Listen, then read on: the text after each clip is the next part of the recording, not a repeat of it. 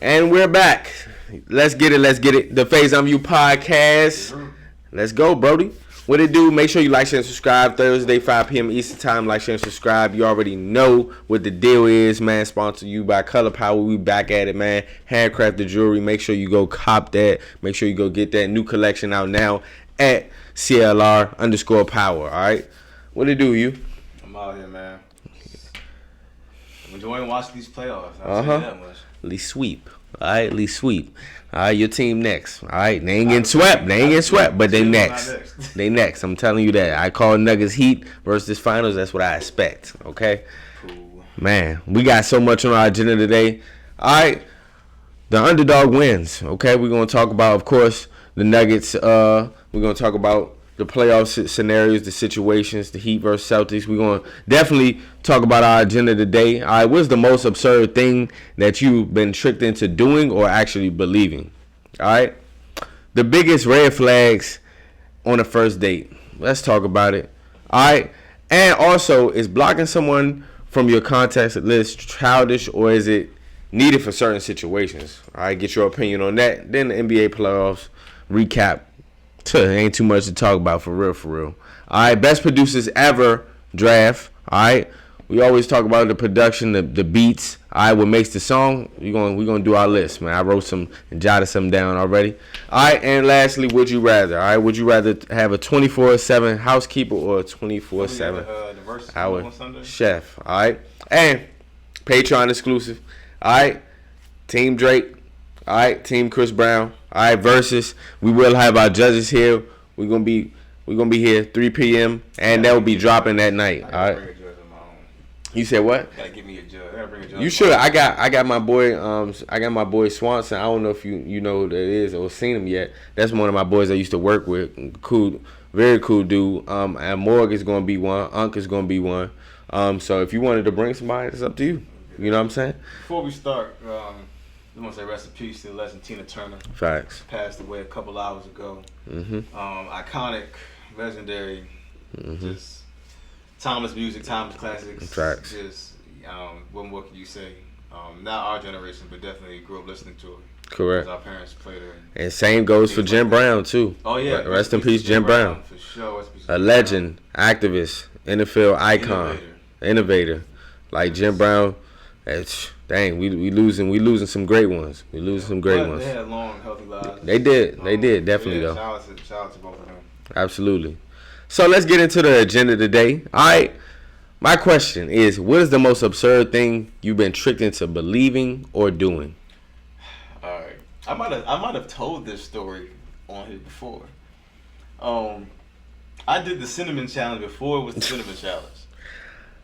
Like before, like years before it became a viral event. Like it was at church, and my friend Malachi, gosh, I still hate him for this. He didn't really trick me into it, but it was just like I don't know, bro. Like I just didn't know. It was me and him. My youth pastor was there. We were waiting for people to show up for youth Bible study. He said, "Hey Hugh, I bet you can't swallow a spoonful of cinnamon." I said, "Oh, I could do that." It just sounded the way he said like, it. Whatever. It just sounded so simple. Fred, when I tell you about that cinnamon challenge is wild. When I tell you like pause, my throat clogged like instantly, like I could like not you was about breathe. to die. Like I ain't never did that challenge. We was outside, like I was about to die. I was throwing up. I did not expect it just like fast. I didn't like it was super dry. I did not expect it. I just did not know that was about to happen. Like. It was terrible. So then years later, when they became like a viral thing, I was like, nope. Yeah, I'm great off of that. Already did it, not doing it again. And coming off this Haney versus Loma fight, the one thing I got tricked into believing is that Haney won. I'm going to tell you that straight up. Haney did not win that bout. You just wanted to bring that up. Nah, it's not even that. It was a good segment to talk about it, but honestly, if I'm being real, he did not win that bout, bro. You watched the fight. I watched the fight. I've seen the first 5 rounds. Haney did his thing, but Lomachenko, he controlled the whole fight in regards to his aggression. So that was highway robbery. He's not Haney. I'm just being respectful. Haney's not ready for Tank or Shakur in my opinion. I feel like that fight kind of lowered his stock a little bit. And another thing I was tricked into believing, like all my life, is that Thanksgiving is a real holiday for real, for real. If you really know the basis behind Thanksgiving and the history behind what that entails, that's not my holiday. I was tricked into believing that Halloween was the devil's holiday. Like, oh it's yeah, not true. It's not. That was like the witch. Biblical about correct, it. like the And witchcraft. I get it. Like, Halloween is that time of the year where it's a lot of monsters and ghouls and demons and some. And I ain't gonna lie, I ain't gonna act like it ain't some. It kind definitely of right. It People walk definitely around just like the devil and all that other stuff. But at the same time, I also do just take it as a holiday. It's just a holiday. I just take it as that, and I also take it as like Halloween. You don't just have to dress up like a monster. You could be correct anything, and I had a whole lot of costumes growing up, but I wasn't allowed to go trick or treating because of that. So I always hated that. So I want to make sure I take my kids trick or treating. Like, we ain't got to dress up like Satan, but we should definitely be. Another one. I try to enjoy it now, but yeah, I got tricked into believing that. Another one I would say is that, like, turning on the light while you driving get you in trouble or pulled over. Like, I don't know. Always my parents, like, if I turned on the light in the car, like, it was like, especially if it was dark, like, we're driving in the like, turn the light off, illegal. Like it's illegal type of thing.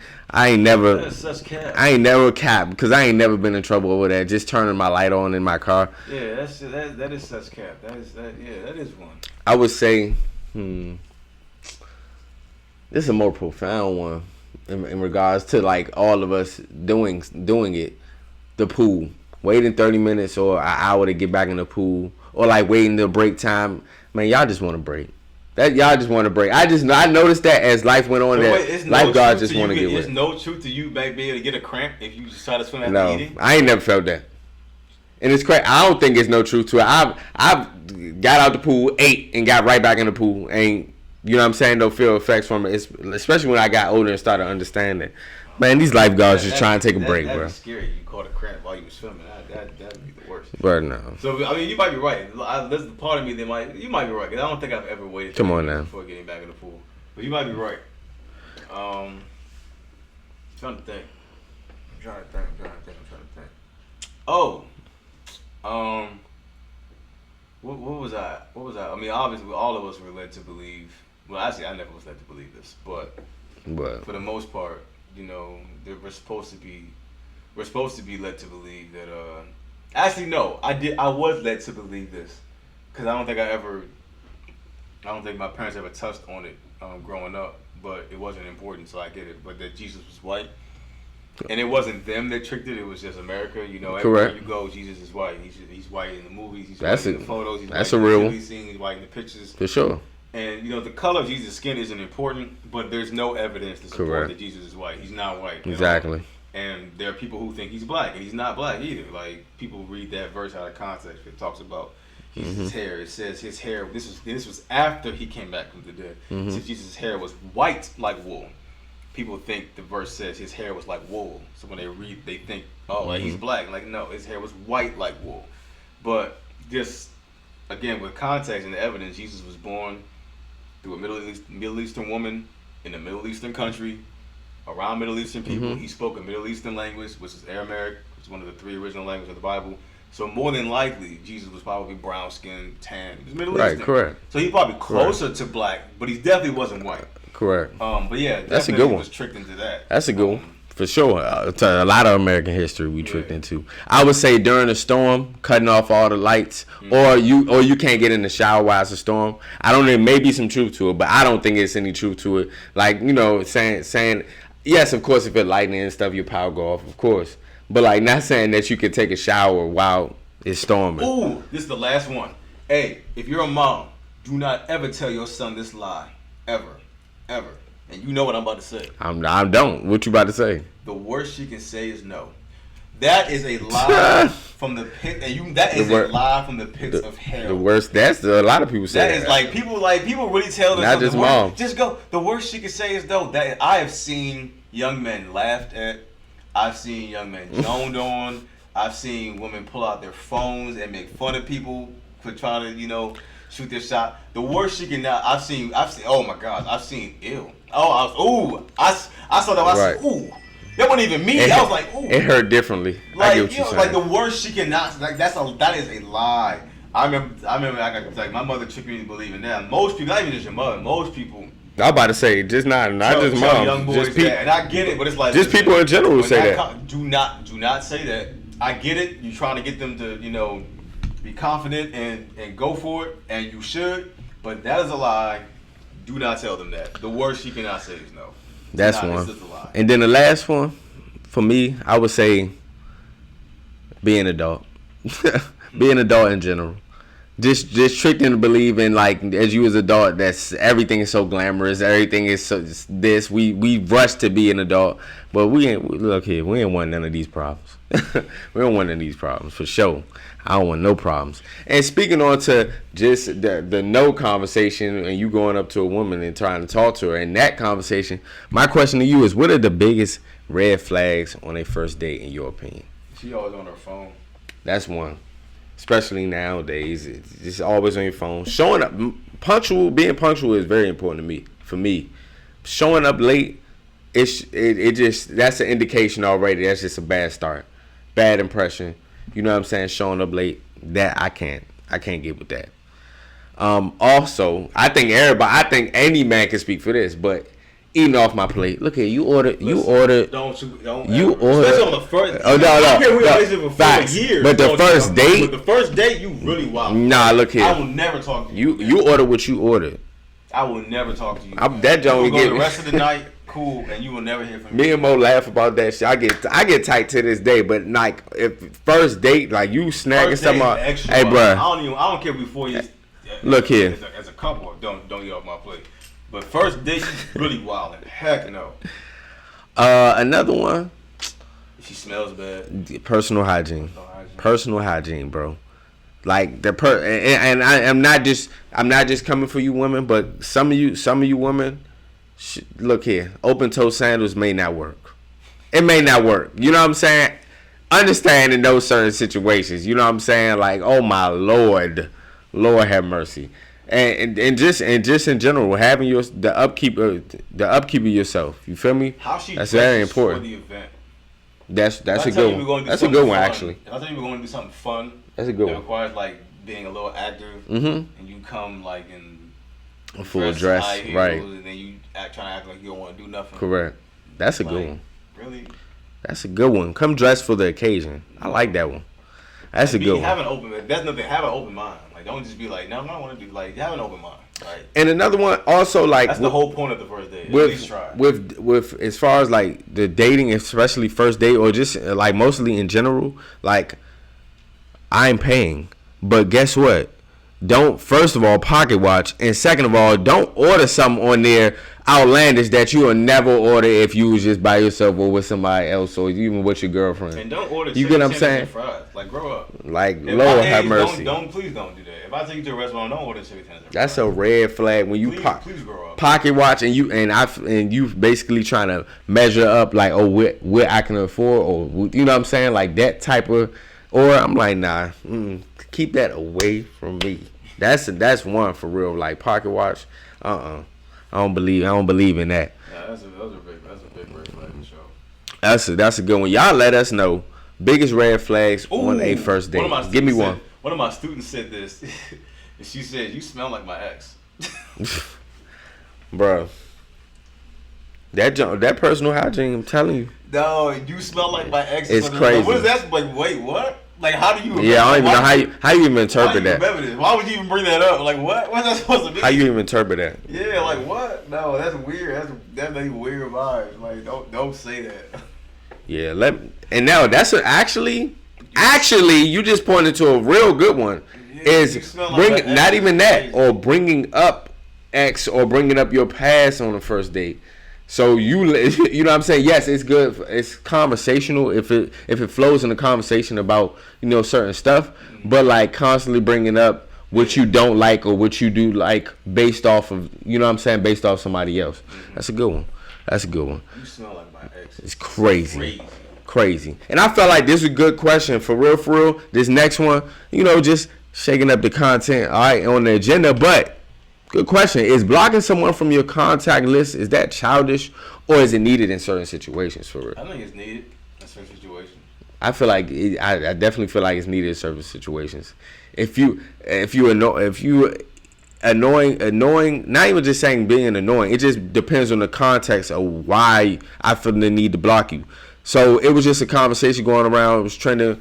One of these celebrities, they was just basically talking about how they block people instantly. How do we feel about that? Like, say if somebody just get on your nerves and stuff like that. I don't agree with that because, like, say if it's a close person that you know you're gonna come in contact with again or like contact with, I don't agree with just blocking a person. But and it pertains to somebody randomly continuously called you, just scam likely, or if somebody's done something outlandish, like unforgivable. I don't think it's childish for real. I think it's childish if you block people that you actually conversate, talk to, and have to have a conversation with again. Yeah, like I don't agree with that. But my block, shoot, I ain't gonna hold you. Like on socials, my block button go crazy. I don't know you. I feel like you're a different type of scam page, and I block you instantly. Any type of weird energy, I'd be like, yeah, nah. Nope, cause man, this people weird now, bro. People, it's weird out here, bro. That's all I say when brother asks me about why I ain't with nobody. I say, mine's weird out here. Like it's so weird. Yeah, it's a different space. It is, bro. It's a different space in today's era. Where is she? You can't predict it. Let's talk about it. Let's talk about NBA playoffs. All right, recap. Denver got him out of there. All right, we predicted Denver in 6. We both did, but Denver got him out of there. It just shows you who the better team was. All in all, it shows you the better team was. You can blame the Lakers for so many other things, and the AD, the LeBron, whatever you want to blame. LeBron shooting too many threes, AD not showing up consistently. Understand, Denver the better team. Yeah, because there were multiple times during the series where the Lakers were up, and yeah, they couldn't get it done. Nuggets still came. Even the last game, they was up 15. Game 1, Nuggets were up 20. Lakers started making a comeback. Correct. They didn't matter. They could whatever they were trying to do. And the Nuggets had an answer. What made me mad this series, it was more a conversation than the narrative talking about the Lakers rather than what the Nuggets were doing. Yeah. And that's we understand the Lakers there, the premier team, understand that they're going to get talked about more, but credit needs to be put on the Denver name, for real. Jamal Murray, outstanding, went crazy. Joker, MVP. Like now, even myself, I know who Joker was and know what he could do, but now I see. No, now he put the world on notice. Like, I'm really MVP level, best player in the world type of level player. Mm-hmm. Like, the shots he was hitting, it was like, bro, you think that he's just he's like a bigger Luka Doncic. Like, he's literally that. Can pass, he's more dangerous when he's passing the ball. Bruh, got him up out of there. Yeah. Y'all holding on by a thread. Yeah. All right, the Heat ain't playing. I think the difference between this series and the last series is like the Nuggets were clearly the better team, and they were consistently playing like the better team. So it just didn't matter what the Lakers did; they weren't better than the Nuggets. Correct. We're better than the Heat, but there were a lot of things that just weren't that we couldn't. Things that we normally were doing just weren't happening. Like we made the second most threes in the NBA and in the playoffs. We're the second best 3-point shooting team. We couldn't hit any threes. We're a bigger team than them. Our guys weren't rebounding well. We're deeper than them as far as like role players. Like their role players are showing up. Our guys, Jalen averages 16, Derek White, nothing like all guys who've been playing well all playoffs. You get this it was just weird to see for 3 straight games. And so, I ain't gonna sit here and I haven't lost faith yet, but I'm not gonna act like it's just over. Like we got this. If we win the next game, I'll have more confidence. In the series 3-1. But I feel like y'all kryptonite it's not even with the Heat, bro. In regards to the Heat, it's not y'all just being better. It's the effort that's being put out there. It's the grit and grind of who really wanted more, bro. Who really want to be in these situations more. Who want the finals more.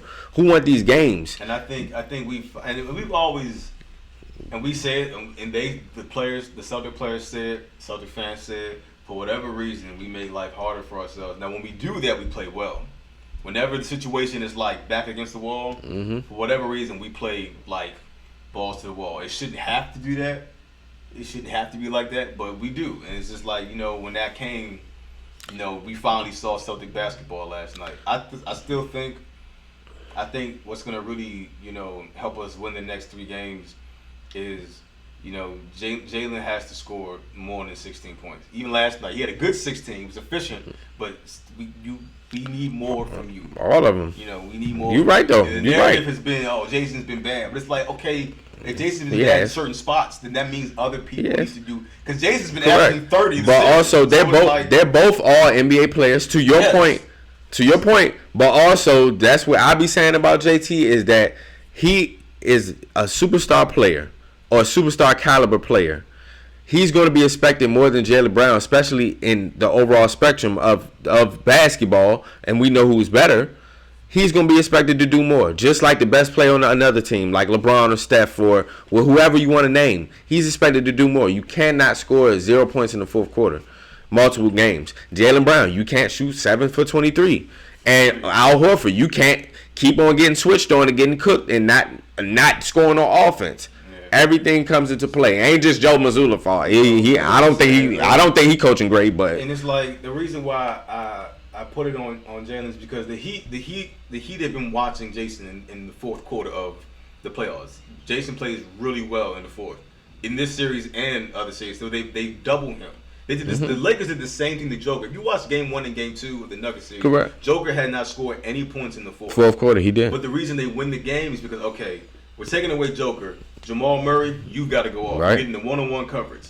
So when this happens, when you get the double coverage from Jason, and he's making the right plays, a lot of it is just missed open shots. Jason's passing the ball, guys are missing open shots. So it's like it just looks bad. He's no points. So it's like everybody got to step up. Everybody has to do their part. Everybody got to do their part. Said, because he's Jason Tatum. Correct. He's going to take the blame. It's going to be Jason didn't score in the fourth.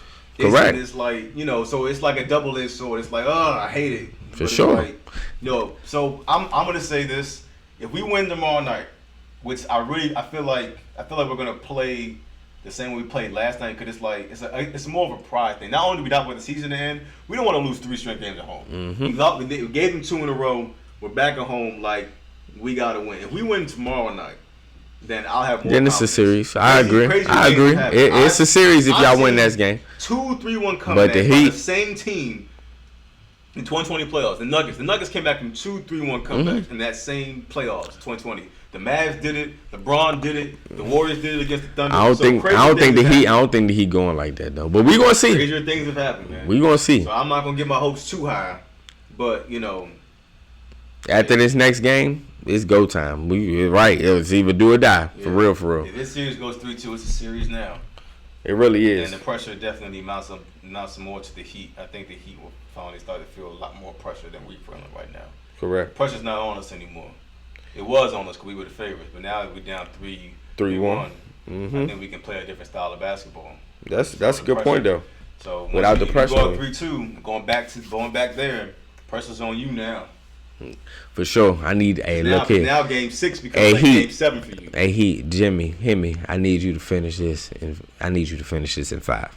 All right, in 5. Let's go. All right, so let's talk about it. Best producers ever draft. Okay, best producers ever draft. You already know how the game goes, man. I pick one, he picked one. We're gonna see who had the best 5. Let's get right into it. I'll let you get your setup together, but we got a lot to choose from here. All right, there's no range on the producers as well. All right, so rock, paper, scissors, shoot. All right, got it. First overall pick, give me Pharrell Williams, Skateboard P. Okay, first overall pick, give me Quincy Jones. Come on now. I didn't realize we weren't doing just hip hop. I said that's why I had a preference with any producer. No, my bad. I had to go to Quincy, big dog. All right, give me Kanye West. All right, Kanye. Second one, give me Dre. Okay. Give me Dre.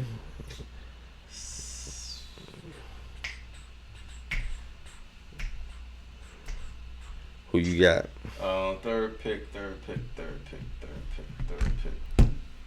Give me And I jotted some names down, not to charge him, but give it just a scope. Me, since you got Quincy Jones, Rick Rubin. All right, Rick Rubin. That's a good one. That's actually a sneaky good one. I'm gonna go with Timberland, bro. Like, definitely 1-1. Definitely 1-1. Like, if you know Timberland discography, to Aaliyah, to Missy, to Janet, like, Timberland got hits. Drake, etc. Timberland for sure, for me, up there. My fourth pick. Give me Diddy, man. Yeah, Rick Rubin. Give me Diddy, man. Diddy invented the remix, you know what I'm saying? Like, Diddy's been doing this for a very long time. He still got hit records right now. He just did the remix for Metro Boomin's latest hit. So, yeah, give me Diddy. And people will argue it, but nah, he's on there. He's on there. I'm debating between these two, but I'ma definitely go with come on now. I gotta go with RZA. I gotta show some love to the Wu-Tang and also what he did just as a producer, his production and many different pockets, and then have an understanding outside of Wu, the music that he got. People don't even understand his discography in general. Mm-hmm. So I got RZA up there. I got two names I'm tossing back and forth on who I want to round out my list. And I was gonna say some new ones, but I don't know. I mean, I do have some, but I'm just like, I don't. Better than exactly. They don't have the catalog. Correct, the catalog to go up against what we naming. Yeah, for sure. Dang, who? Last pick is between two folks. Trying to decide. Me too. I'm trying to decide too. I ain't gonna lie. This last one actually is the one. I'm picking between two as well. I feel like I got a pretty good list of guys who do both hip hop and other stuff. I think I need a hardcore hip hop guy. That's what I'm trying to figure on the last two. Screw it. Just Blaze. All right, Just Blaze. Just Blaze, man. Okay, Just Blaze. Just Blaze, man. You don't know, freaking. Let me see. Public service announcement, Lord Knows, and Drake. Just Blaze. You talk about live, like just drums, like you talk about like just soul samples and drums, man. Just Blaze. Exhibit C. Yeah, Just Blaze. One of the best like deep producers. Mine's is the last one is between this two, but I'm gonna say I think the best beat ever made, still Dre. Ever made, in my opinion. The best beat ever made. I'm gonna go with Scott Storch. Like, people don't, sure, his discography too. Oh, we can go, and just like Timberlake, we got Justin Timberlake, we got Lord, the music that they produce. I almost said Primo. And last one, I was gonna say DJ Premier. I was gonna say Primo. I was definitely gonna say DJ Premier. I like my list, man. Everybody on my list has except for maybe Just has an elite R&B catalog as well as. I feel like this is a good matchup. So for mine's Team LEEK, Best Producers Draft, I had Quincy Jones, Dr. Dre, Timberland, RZA, and Scott Storch. For me, at number 5, I got Just Blaze. At number 4, I got Diddy. Number 3, I got Rick Rubin. For those who don't know, Rick Rubin did 99 Problems. Number 2, I got Kanye West. Number 1, I got Skateboard P, man, of the Neptunes. For real. So we're gonna see. We're gonna see. This is a real good list. All right. He balanced it out with Rick Rubin, with Quincy Jones, but I don't know Quincy. He gonna hold a lot of weight within this draft too as well. But I feel like this is a real good list on both sides. So we're gonna see. Let y'all be the judge. All right. So lastly, the infamous would you rather. All right, brother. Would you rather have a 24/7 housekeeper or a chef 24/7? Give me a chef. Chef. I like to eat, and it just takes the pressure off of me to have to cook every day. I'll clean. That's fine. Yeah, I was gonna play devil's advocate, but because I thought you was gonna say maybe housekeeper. I'm gonna say a chef too, because man, as you get older, it is tough to figure out what you want to eat every single day, and also like keeping a healthy diet as well. That's like what I've been practicing for the last probably year and a half now. Just keeping a healthy diet, understanding what I can put in my body, what to cook. Like, Mo for real can really cook. She saved me for real, because I'm not gonna lie, I can cook, but it's like I'm one of those that I'll cook, but like sometimes it's be like, all right, let me just go get some. You know what I'm saying? Let me just go get some. But that's not the food that you continually put in your body as well too. Right. So it's just like when you become an adult, you got to get groceries, you got to cook, you got to dedicate time to actually understand what you put in your body, because it's a lot. Look here, every day we hear something new about food and things being contaminated. Nah, I ain't.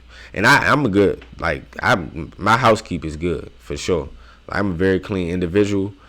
If I ain't had to worry about it, it would be good. But chef, I can't. I'll take the chef. I can't. What's your favorite meal? If you think about one meal, what is your favorite meal? If you had the chef, which one meal is the go-to meal for you? I love spaghetti. Spaghetti? I don't know if it's my favorite. It's hard to pick a favorite, but I think spaghetti is on the top 5 for sure. Mm-hmm. I love spaghetti. That's spaghetti. Anything shrimp related for me. Anything almost seafood related with me. I'm not going to lie to you. Soul food, I'm kind of like backing up off the soul food so much. Not me. Like, I love soul food. I still eat it. I'm talking about, like, just as much. I don't eat it as much anymore. But seafood, I can eat seafood any day of the week. Like, seafood, Lord have mercy. I definitely got that shrimp po' boy in there. Oof. Different. So, guys, make sure you tune in to Patreon exclusive episode that will be in the link below. All right, at the Faison You podcast, IG, and also that will be on YouTube as well. I can't put the content on YouTube, but I will be promoting it there as well. So make sure you tap in. It's only $3 a month to tap into the Patreon exclusive. All right, Drake versus Chris Brown. Hey, I'm a Chris Brown fan. I'm a big fan of both. I'm not gonna lie. I mean, my list today. But I'm gonna get Hugh out of here. Very difficult. I'm gonna get Hugh out of here. I ain't gonna lie. I don't know. No, it's gonna be tough. Don't get it twisted, because it's hits. It's all about placement. It's difficult because, like, when you're talking about two guys, song placement. You have so much great catalog. You can almost put anything wherever you want. And at the same time, it's like, because they have such great catalog, it's hard to strategize. Correct. I can't sit here and be like, oh, he's gonna put this song here, this song. Exactly. Here. I don't really know. But you talk about two types like this, you just have to line up the best you can. Correct. And just hope for the best. And just see what happens. And There's no real way to plan for guys like this. Like, I can't plan for Drake. I have Chris Brown. So right. It's like, correct. But at the same time, it's like, I can't plan for Drake. And I feel like it's vice versa. And vice versa. I'm about to say vice versa. I can't plan for Chris Brown. Like, he has For R&B sure. records, he has hip hop records. Mm-hmm. They're almost the same person, except one raps more than the other. Correct. So it's like, you just have to line it up, let the chips fall where they may. And also, just to give a little rundown, and I will, especially on the Patreon exclusive, but it's going from heartbreak songs. We're doing 5 each category. We're doing 25 hits. Heartbreak, it goes top hits. All right, it goes heartbreak, top hits, your features. I got breakouts, top hits. Oh, breakout. No, you're right. You're right. It's breakout, top hits, features, B-sides, and heartfelt. What is the criteria for heartfelt? Because I feel like I have a song on my list that I don't know if it's like heartfelt, but I feel like it's a slow. Like heartfelt, just speaking. I mean, like, I feel like it's more of the emotional side of the of their catalog in regards to, like, with their certain content. Like, we know a heart, and it's hard to explain because a heartfelt song. Yeah, that's cool. Still a heartfelt song. You know what I'm saying? In my opinion, I feel like that's a heartfelt song. You feel me? Like, if we sat here and talk about, like, an artist like Keith Sweat, you know what I'm saying? You said Baby making music, that's still heartfelt. Feel me? So y'all make sure y'all stay tuned to that. You already know, man. The Faison You podcast, Thursday 5 p.m. Eastern time. Tune in. Yes, sir.